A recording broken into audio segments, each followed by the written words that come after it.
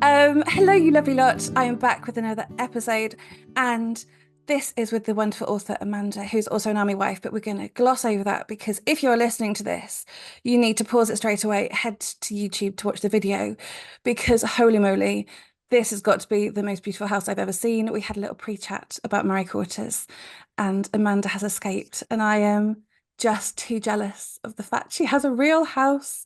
Yes, we have been comparing war stories about curtains and Murray Quarters, but I will get back to the episode and focus. Amanda is an amazing author. She's written over 30 books. I was reading your bio, and you are the queen of writing about families, as officially named by the Daily Mail, which I think is wonderful. So not only does she have a house, but she is also a queen, as suggested by the Daily Mail. So enough of my nattering and being jealous about your wonderful house. Amanda, could you please introduce yourself and tell us what you do?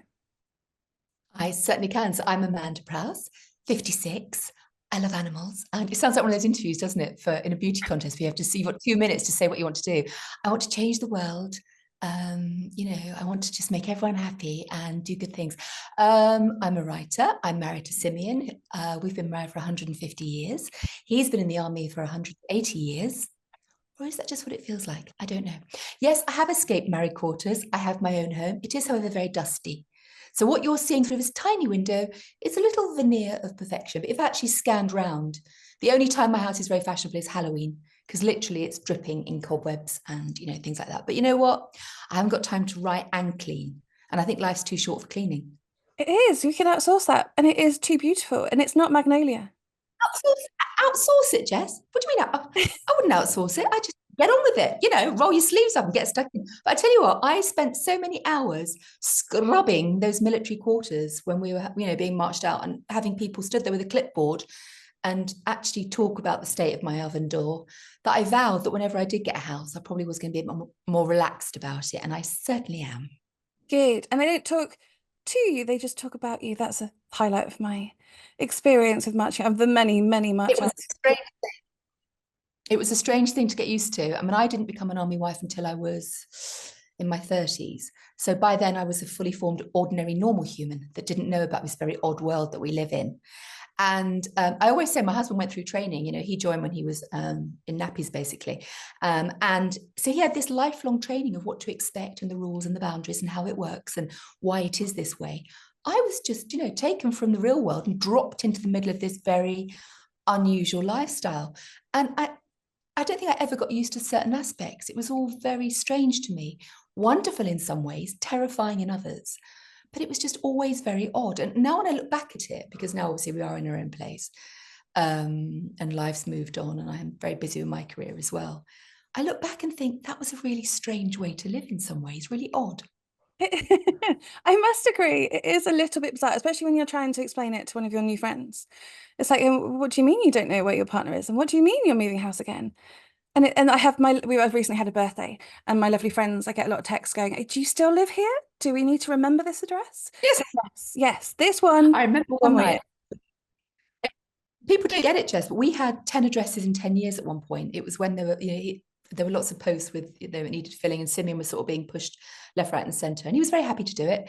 Me, not so much, but it was fine. So the boys were away at school, and I picked them up one Friday night, and I think they must have been about, I don't know, 13, 14, something like that. We got in the car, and it'd been a very long week, and I was driving home. They were coming back for the weekend. I was very excited, and I just pulled up outside of his house.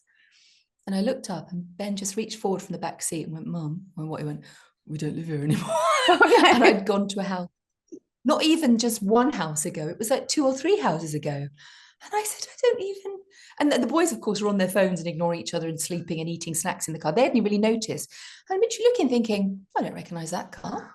I don't recognize those people. And we'd actually moved, well, probably 8 months prior, I think. And had to just, I phoned Simeon in tears. And I was going, "I don't know where I live." He's like, "It's okay. You're not too far." It's about 40 minutes away. But yeah, I think a combination of tiredness. But the worst thing, of course, is when you have to either open an account or fill out a form and they say, "Can you give us your addresses for the last 3 years?" And I'm like, "No, because this form is not long enough."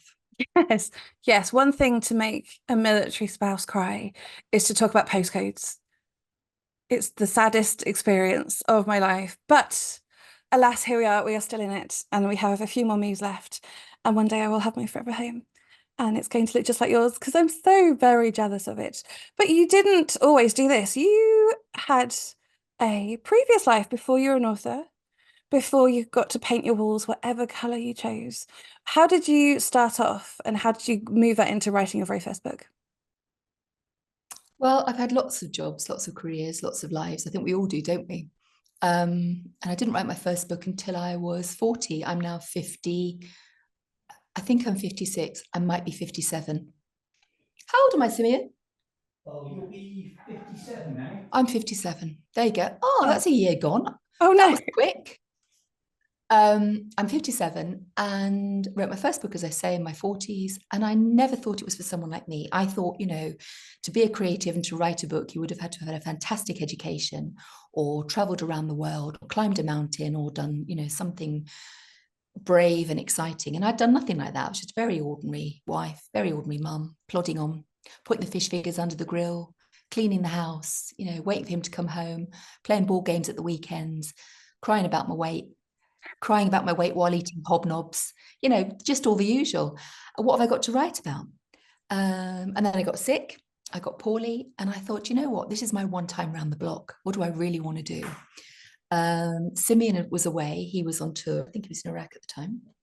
And I wrote my first book, Poppy Day, which is a story of a young army wife, a hairdresser in East London, which is where I grew up, who is taken hostage while he's away. And it's what she does to bring him home because she knows no one loves him in the way that she does. And no one has the same vested interest in bringing him home as she does. So it's what she does to bring her husband back and whether she succeeds. And it's a lovely story. I love it.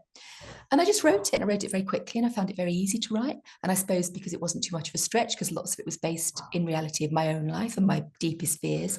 In fact, all my writing, Jess, just therapy, saved me a fortune. Just write it down, don't have to talk about it. And I didn't even know if anyone would publish it. I didn't know what would happen with it, but I felt very proud that I'd finished this first book.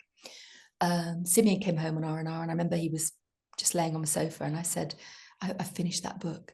And I think part of him was like, amazing, this is brilliant, you've written a book. And part of him was like, thank goodness you can now get back to your real work, get a job and ease the bills, because whether you earn a fiver or £1,000,000, every kid's penny's always spent, right? So it was hard for me not working in that period. And he read it and he was really, really moved. And he said, I think this is really good. I think he was quite surprised, because you don't know, do you? Because you don't know until it's out there and someone's reading it or seeing it. You might just think you can do it. And I was always an avid reader, but whether that would actually translate into being able to write, I just didn't know.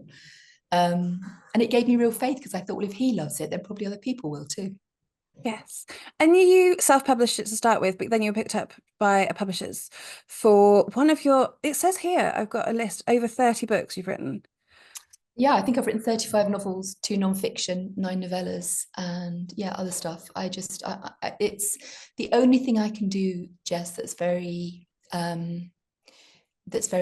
straightforward for me. I know how to do it. I love doing it. If no one bought my books, I would still write them. It's just like this wonderful thing that I've tapped into, and I just absolutely adore what I do. I'm very lucky. Yeah, and they're brilliant. I've read some bits of books, and they are the kind of book that you just want to sit down and read. And Poppy Day was brilliant. I have a real emotional so I met my husband during Afghanistan, and he was away for years and years and years, popping in and out, and reading it, and the knock on the door, and the emotions, and all the little bits of the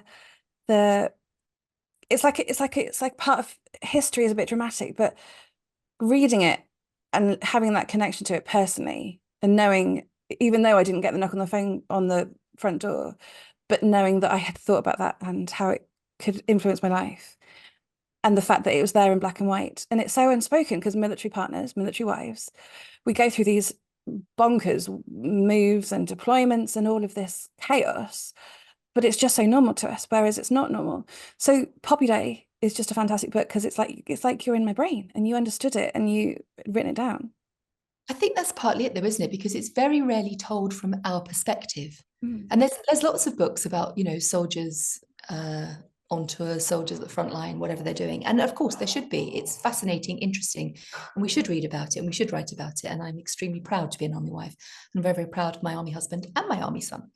The other one, not so much. That's a joke. He's wonderful. They all are. But, you know, I think it's really important that we do, because there's lots of that available. But actually what it's like to sit at home and be at home and not know and not be informed. I think people always think that we know what our husbands do or our partners or our wives do, and we're just sort of keeping it. Oh, I'm not saying. We genuinely don't. And there's been times when Simeon's called and I've said, what's it like in Germany? And he's like, oh, it's really dark. And why? It's only 3 PM. Oh, yeah. And I'm thinking, oh, you're not in Germany. And then your heart's, blah, blah, where are you? You know, and all those things. It's really hard. And it all sounds very mysterious. And it's all actually very mundane. You know, he's probably doing something very boring. Most of the time he says, I'm doing something that's actually quite boring or quite, you know, it's nothing exciting or even dangerous. But of course, my head is leaping all over the place. And it's a very, very strange situation. Can you hear? We live on a farm. I have dogs, chickens, goats. Can you hear it all going on in the background? I can, and it's wonderful. And I'm very jealous because all I can hear is the MOD contractor cutting the grass. Oh, we'll only cut half of it, so that's okay.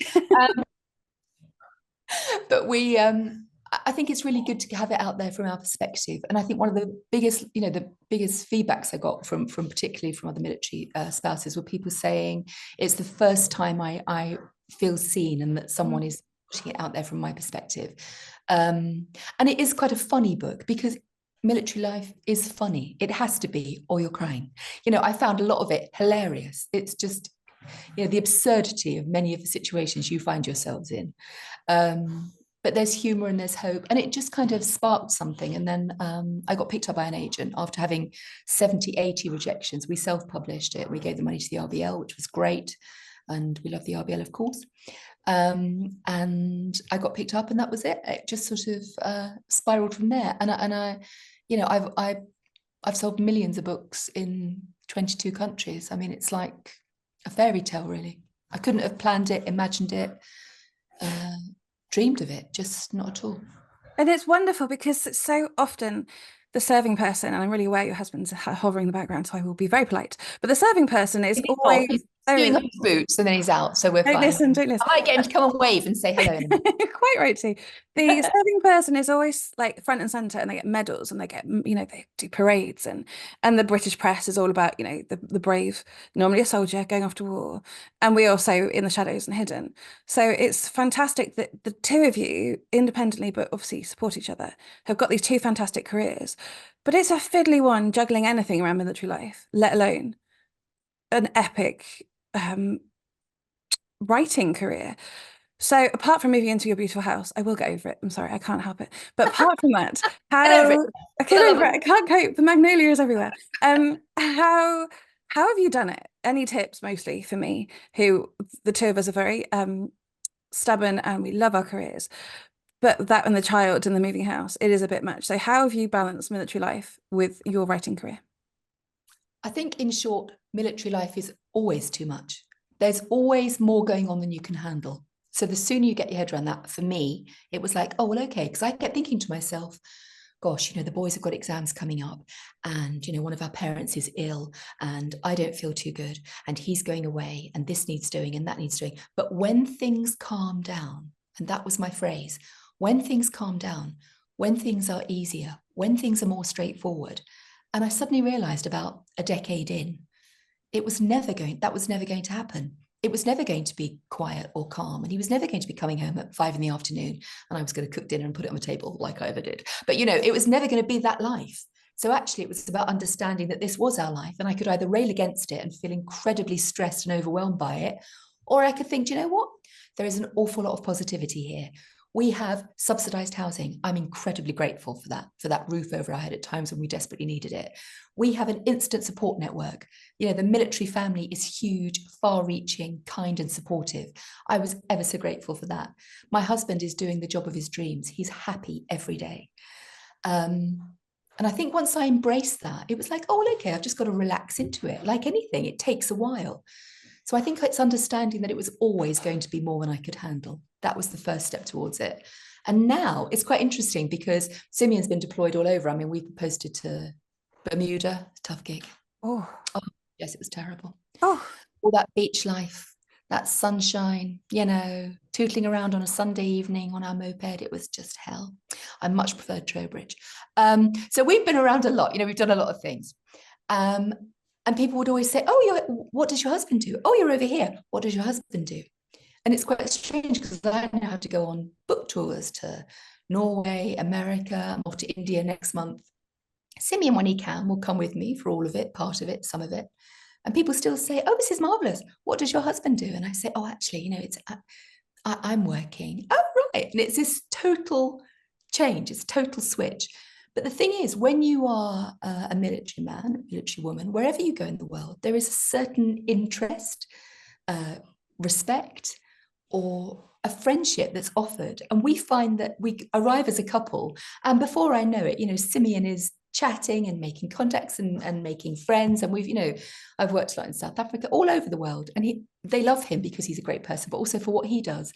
So actually, it's kind of a boost to my career, and it's very nice to be able to turn up wherever I go, to some really remote places. And I'm always nervous. I've never been before, and I don't know what to expect. To know that he is going to put people at ease and is my best supporter, I could ever have, it just makes it easier.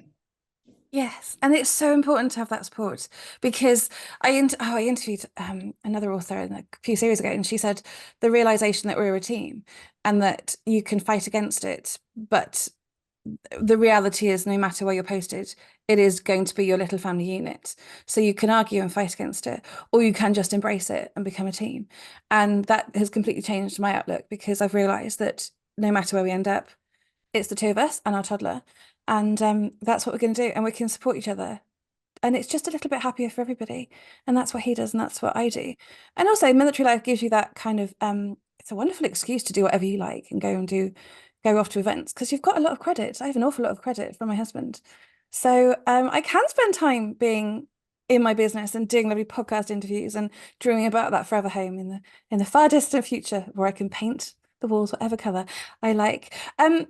And you've written a new book, which is, I think, why we're talking today. You have a new book out, which has I do. new characters, but it's very much based on your experiences. You said how you wrote about your life and your experiences, but this one has a touch of grief in it. So I'm gonna first of all let you talk about the book, and then maybe we'll move into how you write about those sort of big, chunky, emotional things. I think I write about those big, chunky, emotional things because it is just all of our lives. Mm. And I write from experience. So everything I write about, whether it's writing about, addiction, weight battle, debt, divorce, loss, grief, it's just what we all go through. And people say, "Wow, you've been through a lot." And I say, "Well, no, I haven't. I've just written about it a lot." But if any one of us sat down and wrote a list of the people you've lost and how you lost them, the moments when your mental health has felt incredibly fragile, or you've been full of self-doubt, or you haven't wanted to go on, or you've been unhappy or lonely, it's a very long list, and it's jarring. And you think, "Gosh, yeah, I have got through all of that. I have come out the other side, and there's more to come." And so I just write about all of our lives because we all experience it. I'm not special or unique. I just write it all down. Swimming to Lundy is no different. It's a book set in Ilfracombe, where we have a house, which is my happy place. I love just sitting, watching the sea, sitting by the harbour. I'd love to say wild swimming, but I don't do that, Jess. I just eat fish and chips on the beach, watching the people wild swim, and they're all full of joy, and I love it for them. But I'm more interested in getting the salt and vinegar right and just sitting there going, "Oh, it's toasty inside my fleecy. You look a bit chilly." But apparently it's wonderful, and I will try it when I get the confidence, and I'm not so worried about showing my bum in public, which is huge. My bum and my fear, both, I should just say. But Ilfracombe is my happy place, and I was in Ilfracombe 18 months ago one Sunday, and Simeon called me, my husband, to say that my brother had a heart attack.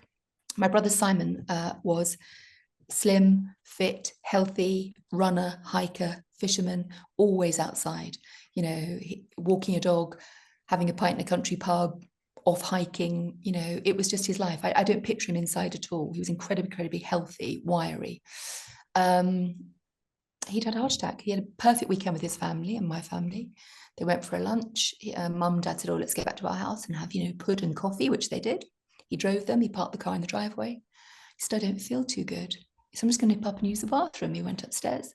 My mum followed him up with a glass of water, and he was dead. And he was 50. Gosh. And it was like, "You're right, Simmy, you can come wave to Jess. This is the Sim." Oh, look, I can't see him. Hi, It's hi. the camouflage. Hello. Hey, Are you going out? yeah, I've got to go to the office. Oh, right. This is good for Unfortunately. your podcast, isn't it, Jess? This is just letting you know. We've got Tesco coming too, and Simeon's going out. So now everyone knows that. I'll get the delivery. Thanks, Simeon. Of course, you'll get the delivery first. Yes, boss. Thank you, my darling. Bye, darling. But yeah, so Simeon called me to say Simon had this heart attack, and I remember the shock of it. You know, if someone's ill and you have a chance to prepare for them passing, it's terrible, it's hard, it's all the things that you fear it will be. But in a way, it's a chance to get your ducks in a row. It's a chance to say the things you know you want to say and should say. When it's shocking and unexpected, it's like you're dealing with the grief and the loss, but also it's this feeling of free fall. And losing a sibling is a very weird one. You expect to lose your grandparents. You expect to lose your parents. You never want to, and the time is never right, and it's never long enough that you've had with them. But you kind of expect it at the back of your mind, and you fear it from when you're a child. A sibling, this unique experience that you shared, the memories and everything else. And we're a very close family. We're a golden family, I say. We didn't grow up with tons of money and tons of opportunity, but we've always all really, really liked each other. Always spent a lot of time together. Christmas, birthdays, Mother's Day, what you'd expect. Sunday lunches, chaotic, chatty, fantastic. We love each other's kids. It's just always been really lovely. But as a golden family, you're not used to bad things happening. And it absolutely just pulled the rug from under us. Simon died. And I just left the house. I don't remember if I closed the windows, blew a candle out, switched the oven off. I had no recollection at all. I just literally got in the car and drove home. And I didn't want to go back to Ilfracombe because I thought that's the source of that feeling and that pain. I'm just going to stay away. And prior to that, Jess, it had been somewhere I went and wrote for hours. I would just sit away from the chaos and the dogs and the animals and the husband and the army and everything. And I would just sit and I would write. And it was my happy place.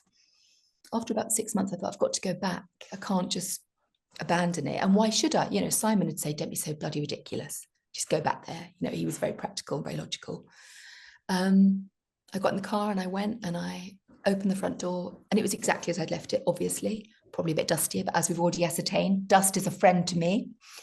And I sat in the chair in the sitting room and I looked out the windows and I opened my laptop and I started to write about a woman sitting in that chair, writing a diary, who was going through loss in a different way, but going through loss. And I wrote the book, Swimming to Lundy. You can see Lundy in the distance. It's an island just off the North Devon coast. I think a couple of people have swum to it, but it's more a metaphor. It's quite a hard thing to do. And it just flowed. And it's one of those books that's about the ripples of loss in a community, the after effects of loss in a family. When, if a friend, you lose a friend, if you lose a colleague, it's terrible, but it's very much your loss. And everyone can support you with it. Even if they're hurting, they won't hurt in the way that you are. When it's a sibling, you are all adrift. You're all reaching for the same piece of driftwood. You're all trying to get on the life raft. You can't look after each other because you are all feeling that same sense of helplessness and grief. I've written about that quite a lot, but it's also a very funny book. It's about life in a small community, which we all know what that's like.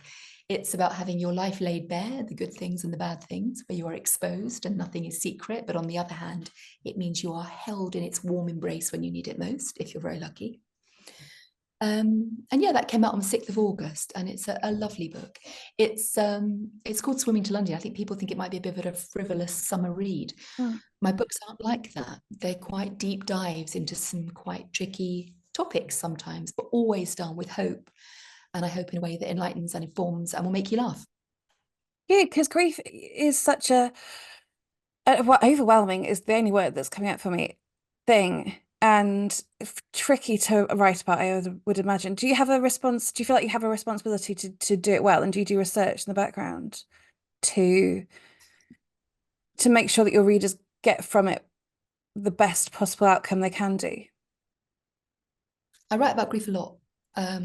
Because I think it is something that we don't talk about enough. So, for example, my book, Will You Remember Me, is Poppy's story.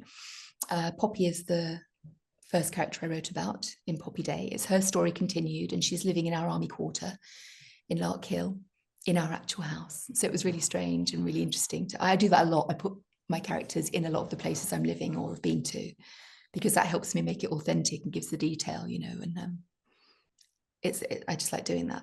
And I write about grief because that was the first time I think I properly wrote about it, because we're afraid of it.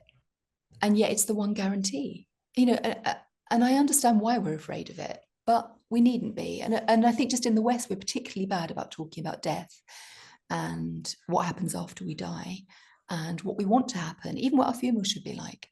And I think we talk about, when we have a child or with our parents, everyone talks about your birthday or the day you were born. This happened and the sun was out and, you weighed 7 pounds 3 ounces and it was glorious. We talk about the detail of birth. The only other guarantee is death.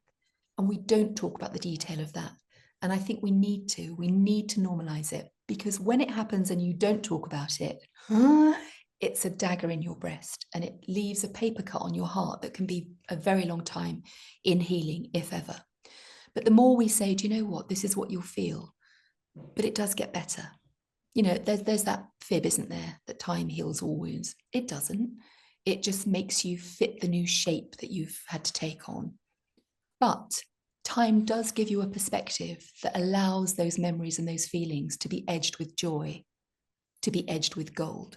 So they're not quite so spiky, so hard to swallow, or so difficult to reflect on.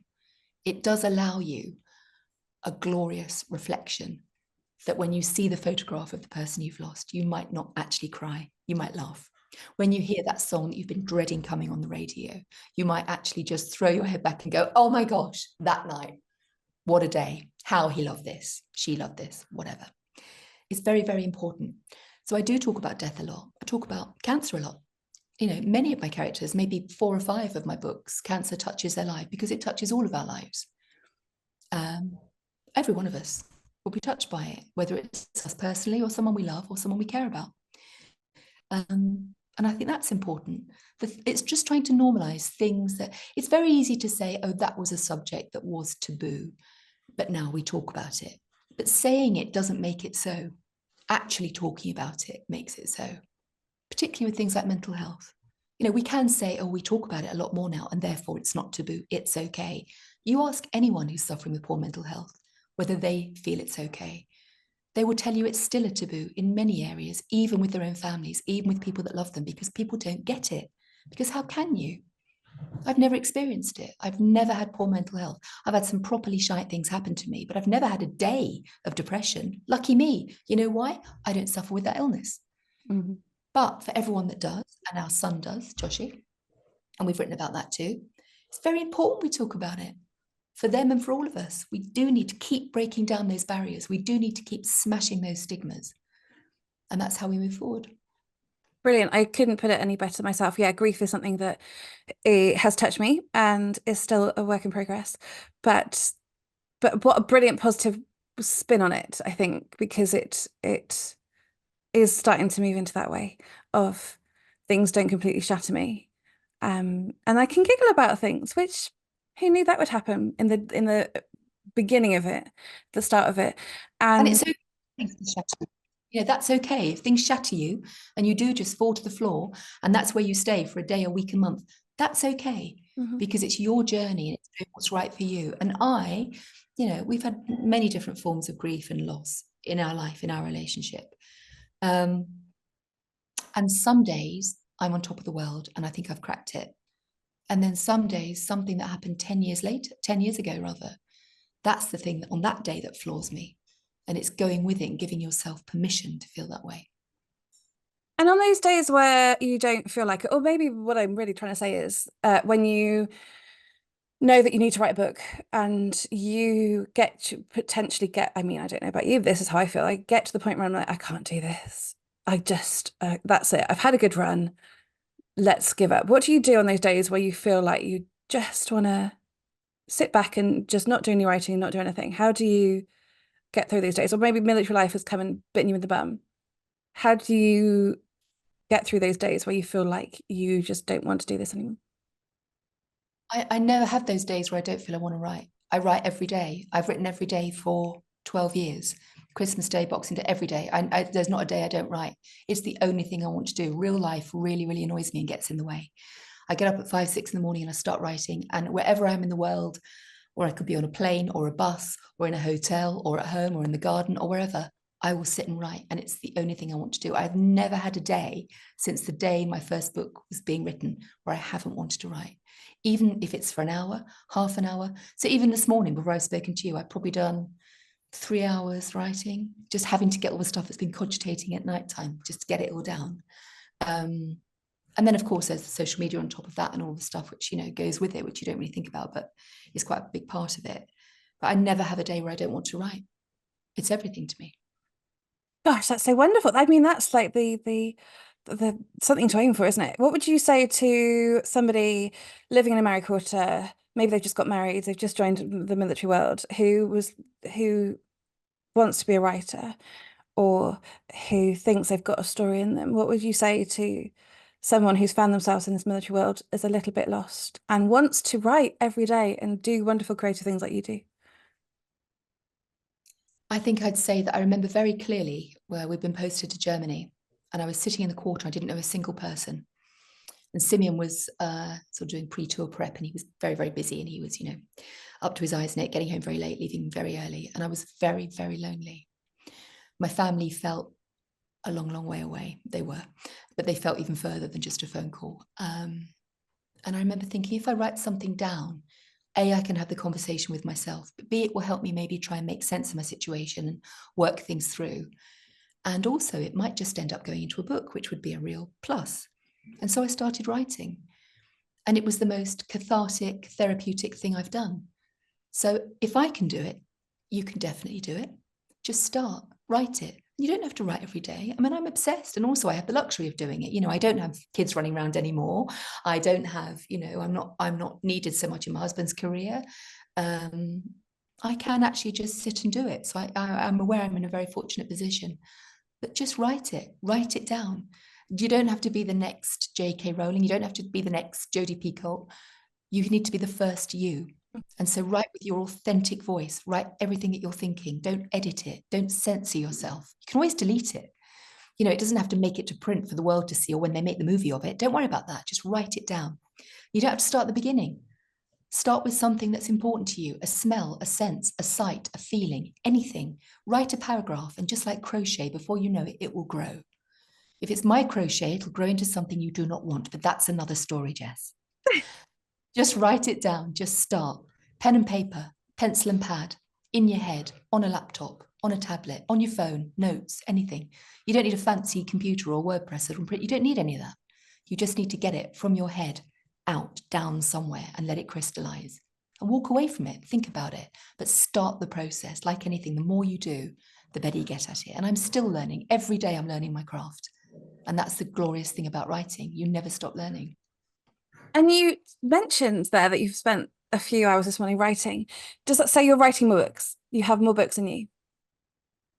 Oh, I have 2 coming out every year for the foreseeable future. I've already written my books for 2025. I write ahead because I write so quickly. I'm also writing other projects. I'm writing another series of something which is a bit confidential but brilliant to do, and I'm excited. So I have more books in my head than I could possibly write in my lifetime.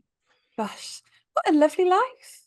It Yeah. must be a wonderful way to do it. And I think the key to that is probably going, you know what, I'm stuck in a magnolia house and this isn't entirely what I wanted, but let's get the best bits from this. And you Thing have is, found Jess, your way. I think I remember what it was like not to live in a magnolia box, to be in a bedsit, to be absolutely skint, to be lonely, to grow up in a council flat in the East End of London where we didn't have enough room or space or time or money. And I was I joke, we were very, very thankful to have that military, you know, accommodation on some terrible patches and some brilliant ones, but we were always particularly very, very thankful. Yeah, it is a very special thing, which slides me nicely into, I've added a new question for this podcast series because previously everybody has always asked, they've always requested that I interview somebody from the MOD. So the question is, if you found yourself in a room with all the big sort of policymakers or the big cheeses at the MOD, using your experience of your military life and your career and your writing, what would you say to them? I would say that when your partner is away, or when you're struggling in a new environment, or when you've got young kids, or you're new into a property in a patch, it actually is the little things that break you. The big things you've kind of worked out. So I'm going to be alone for 6 months. It's going to be tough. I don't know the school run. I'm not sure where to park my car. What day did the bins go out? You know, are there any social events? I don't know anyone. I'm lonely. That big stuff we kind of are working through constantly. But when you have something wrong in the house, your cooker doesn't work, or your curtains have fallen down, or it's the tiny things that used to make me sob. And they're the things that need addressing. One day we were given the keys to a quarter. Simeon, I think, was around for a couple of days before he had to go off. And I opened one of the bedroom doors and there was a hole in the ceiling and the bed was soaked like a sponge, and the carpet had grass growing in it where it had seeded. And it was like this, I'm looking up into a hole into this space. And so I was making calls and someone came along and said, oh yeah, we've known about this for a while. We'll send someone round. I was like, thank goodness, you know, we'll replace the mattress and mow the carpet. Is your guy available? He could come over, Jess, and mow my carpet because it was bad. And someone turned up and they were up there for about 5 minutes. And I said, oh my gosh, have you done it? He said, yeah, I've swapped the bucket. And he swapped the full bucket for an empty bucket. And that really summed up a lot of things for me, that what it needed was a small bit of investment, which I know is easy to say, where's this money coming from? You know, it's, you know, hard, but it was terrible. So Ben then had to bunk in with Joshy, which is fine. But it meant those boys during a hard time while their dad was deployed were then, when they were at home, sharing a room that was probably, well, we barely got 2 little beds in it, you know, and they were teenagers. It made a hard time even harder. So it may seem like a small thing, but actually it's those small things that have a big effect on our mental health and our physical well-being. Yes, and the fact that as military families, we are underestimated on the power we have over retainment and just fixing the few little things, or supporting businesses, or supporting writing careers. Just these few little changes means that we'll just be a little bit happier and they might stay a little bit longer, which I think is really important. But thank you. We are reaching the end. I've loved talking to you.